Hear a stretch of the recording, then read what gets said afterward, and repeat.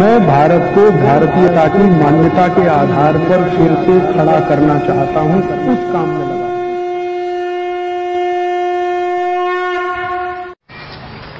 हम जब विवाह करते हैं ना, तो विवाह करते समय कुछ मिलान किया जाता है। नाड़ी का मिलान करते हैं, गोत्र का मिलान करते हैं। आप जानते क्यों करते हैं? नहीं मालूम? कोई लोग तो कहते हैं कि ये बुआबाजी है। कुछ लोग ऐसा कहते हैं कि नाड़ी का मिलान करना, गोत्र का मिलान करना, ये बकवास है, इसका कोई फर्क नहीं पड़ता। लेकिन इसका फर्क बहुत गहरा है। ये साइंटिफिक बात है। बात ऐसी है कि हम जब गोत्र और नाड़ी का मिलान करते हैं तो इस बात को ध्यान करते हैं कि डीएनए एक ही ना हो, ऐसे स्त्री पुरुष की शादी ना हो। एक ही डीएनए ग्रुप वालों की शादियां अगर हो गई तो जिंदगी भर संतान का त्रास रहेगा। एक ही डीएनए ग्रुप में डीएनए के ग्रुप हैं और वो ग्रुप अगर एक ही जैसे हैं, नजदीक का बहुत अंतर नहीं है, उनमें आपस में शादियां हुई तो एक तो संतान होगी नहीं, हो भी गई तो मतिमंद होगी, विकलांग होगी, कमजोर होगी, बुद्धि से बिल्कुल कमजोर होगी, शरीर से कमजोर होगी और संतान जीवित नहीं रहेगी, ज्यादा दिन जल्दी मरेगी। अगर एक ही ब्लड ग्रुप के नजदीक वालों की शादियां हो गई तो जब हम नाड़ी और गोत्र देखते हैं तो उसका इसी बात का ध्यान रखते हैं। एक ही नाड़ी और एक ही गोत्र में शादी इसलिए नहीं करते हैं ताकि डीएनए एक ना हो। डीएनए एक होने के चांसेस तभी हैं जब नाड़ी एक हो और गोत्र एक हो, तो 100% ब्लड ग्रुप एक हो जाता है। इसलिए यह ध्यान रखा जाता है। तो हमारे बुजुर्गों ने एक परंपरा बनाई, विवाह करने के पहले नाड़ी का मिलान करना, गोत्र का मिलान करना। वो परंपरा बहुत साइंटिफिक है। अगर उसका ध्यान रख के आप शादियां करते हैं तो आपकी संतान अच्छी होगी।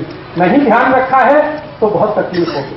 अब आजकल हमारे देश में क्या हुआ है, प्रेम विवाह बहुत होने लगे, लव मैरिजेज होने लगे। उसमें ये कोई ध्यान रखता नहीं, ना नाड़ी का ना गोत्र का, और सब लोगों को ये त्रास है। वो आते हैं मेरे पास, ज्यादातर प्रेम विवाह वाले, एक संतान नहीं हो रही है, 10-10 साल से परेशान। फिर मैं कहता हूं जरा ब्लड चेक करो, तो ब्लड चेक करते हैं तो पता चला एक ही दोनों का ब्लड ग्रुप है, तो हो ही नहीं सकती संतान, कितनी भी कोशिश करें। तब मैं उनको कहता कि आपको संतान का सुख नहीं है। तो कहते हमने क्या पाप किया था? तो मैंने कहा आपने पाप एक ही किया था, प्रेम विवाह किया था, यही पाप आपने किया। अगर नाड़ी गोत्र का ध्यान रख के करते तो ये नहीं होता। माने इसका क्या है? माने इसका सीधे से ये है कि अगर हम प्रेम विवाह भी करते हैं तो इस बात का ध्यान रखें। अगर इस बात का ध्यान आप नहीं रखते तो आपको भविष्य में बहुत तकलीफें आएंगी। तब प्रेम तो छूट जाएगा, विवाह जो है घिसटता हुआ जाएगा। ये जो प्रेम है ना, ये ज्यादा दिन टिकता विकता नहीं है, क्योंकि ये आवेग जैसा होता है, ये इम्पल्स है। एक कुछ खास तरह का हार्मोन हमारे माइंड में बनता है, उसका नाम है डोपामाइन। और डोपामाइन एक अकेला हार्मोन है जो थोड़ी देर ही टिकता है।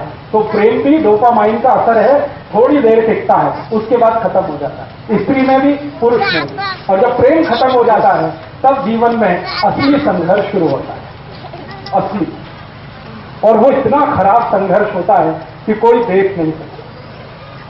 थोड़े दिन पहले तक दोनों एक दूसरे के लिए मरने की तैयारी में हैं और डोपामाइन खत्म होते ही एक दूसरे को मार डालने की तैयारी होती है। ऐसी हालत हो जाती है। एक दिन पहले तक या 2 दिन पहले तक या 5-10 दिन पहले तक किसी स्त्री को उसका पुरुष और किसी पुरुष को उसकी स्त्री दुनिया का सबसे सुंदर, इससे ज्यादा सुंदर तो हो ही नहीं सकता। और 5-6 दिन के बाद ही दुनिया का सबसे कुरूप चेहरा वही है जो उसकी अपनी स्त्री है या उसका अपना पति है। ये सारा खेल डोपामाइन का है। तो प्रेम विवाह जो होते हैं ना, इनमें मैंने अक्सर देखा कि विवाह होते ही प्रेम थोड़े दिन में फना हो जाता है, खाली विवाह रह जाता है, लव चला जाता है, मैरिज रह जाती है और वो ऐसी घिसटती है जैसे एक टांग का आदमी घिसटता है। तो आप जीवन में कोई फैसला करें तो किसी आवेग में ना करें, मेरा ये कहना। एक डॉक्टर की नाते मैं आपको सलाह दूंगा कि कभी भी जब आपके मन में इंपल्स बहुत ज्यादा हो तो कोई फैसला मत करिए, क्योंकि फैसले के गलत होने की शक्यता सबसे ज्यादा। इंपल्स बहुत है, तो एक बात याद रखिए, डोपामाइन नाम का हार्मोन बहुत है, और ये हार्मोन है विवेक को खत्म कर देता है। विवेक काम ही नहीं करता, विवेक काम नहीं करेगा, फैसला गलत होगा, फैसला गलत होगा, जीवन भर आप पछताएंगे कि हमने एक समय पे छोटा सा गलत फैसला किया, उसका दुष्परिणाम जीवन भर भुगतना पड़ा। तो ये आप मत करिएगा। प्रेम करिए, लेकिन विवाह करने से पहले इन बातों का ध्यान रखिए। मैं ये नहीं कहता कि प्रेम मत करिए, प्रेम तो बहुत आवश्यक है जीवन को आगे बढ़ाने के लिए, ले जाने के लिए, लेकिन प्रेम का आवेग खतरनाक है। प्रेम खराब नहीं है, उसमें जो आवेग है, इंपल्स है, वो बहुत खतरनाक है। उसको ध्यान रखिए, आपकी संतान के विषय में सोचकर, देश और समाज और धर्म के विषय में सोचकर। ठीक है, अभी एक दो प्रश्न आ गए। हाँ, ब्लड ग्रुप दोनों का अलग रहे हमेशा, पति और पत्नी का, ये ध्यान रखिए। एक का पॉजिटिव हो, दूसरे का निगेटिव हो, चलेगा।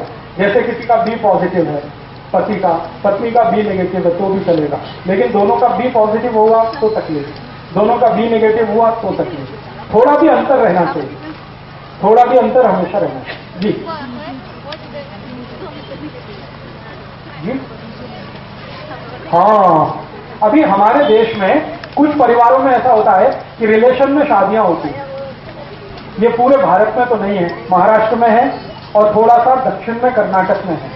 तो कर्नाटक और महाराष्ट्र छोड़ के तो बाकी नहीं, लेकिन हम रिलेशन में शादियां कर रहे हैं। जरूर करिए, लेकिन एक ही चीज का ध्यान रखिए, दोनों का ब्लड ग्रुप सेम ना हो।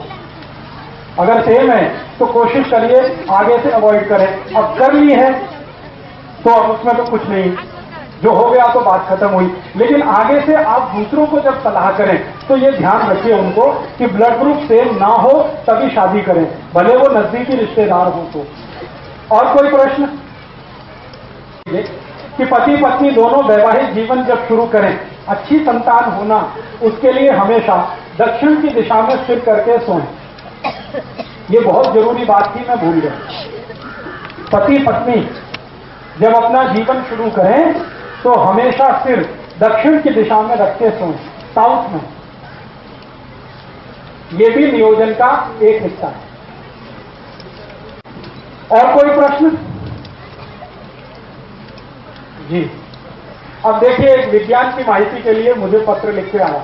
हमारे शरीर में क्रोमोसोम्स होते हैं जिनको हम गुणसूत्र कहते हैं, एक्स और वाई। तो एक्स और वाई जो क्रोमोसोम्स हैं उसके बारे में एक मोटी माहिती आप सभी को है। एक्स और वाई अगर आपस में मिलेंगे तो हमेशा पुत्र होगा, लड़का होगा।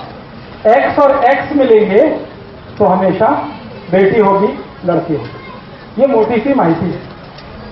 अब इसमें समरात्रि का क्या संबंध है? मैंने बोला ना, हमारी पत्नी के या स्त्री के मासिक चक्र के शुरू होने के दिन से 10वां दिन सम, 11वां दिन विषम, 12वां दिन सम, 13वां दिन विषम। तो ये सम विषम का गुणसूत्र के साथ कोई संबंध है? हाँ, संबंध है। जब सम दिन होता है तो उस दिन पुरुष का जो क्रोमोसोम्स है, स्त्री में तो 2 एक्स ही होते हैं, पुरुष में एक्स और वाई दोनों होते हैं। तो पुरुष का जो वाई क्रोमोसोम्स है वो बहुत पावरफुल होता है सम वाले दिन पर, इसलिए पुत्र होने की शक्यता सबसे ज्यादा है। और विषम वाले दिन पर एक्स क्रोमोसोम्स बहुत पावरफुल होता है पुरुष का, इसलिए बेटी या पुत्री होने की शक्यता सबसे ज्यादा।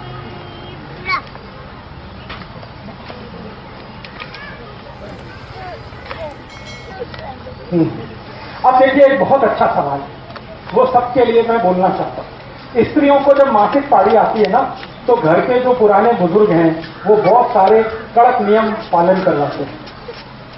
स्वयं पाक घर में नहीं जाना, स्वयं पाक नहीं करना, भोजन नहीं बनाना, ऐसे करना, वैसे करना, वगैरह वगैरह। इसके पीछे का साइंस क्या है? इसके पीछे कुछ खास बात नहीं है। एक ही बात है कि जब स्त्री को मासिक पारी शुरू होती है तो उसके पूरे महीने का सबसे महत्वपूर्ण समय वो है, सबसे महत्व का समय। और मैं विज्ञान की माहिती आपको एक देना चाहता हूं कि वो समय सबसे महत्वपूर्ण तो है ही, सबसे पवित्र भी। उसमें होता क्या है कि स्त्री के शरीर का जो गर्भाशय है वो अपने को स्वच्छ कर रहा है और आने वाली संतान के लिए तैयारी कर रहा है। तो इससे ज्यादा पवित्र और अच्छा तो कुछ नहीं किसी भी स्त्री के।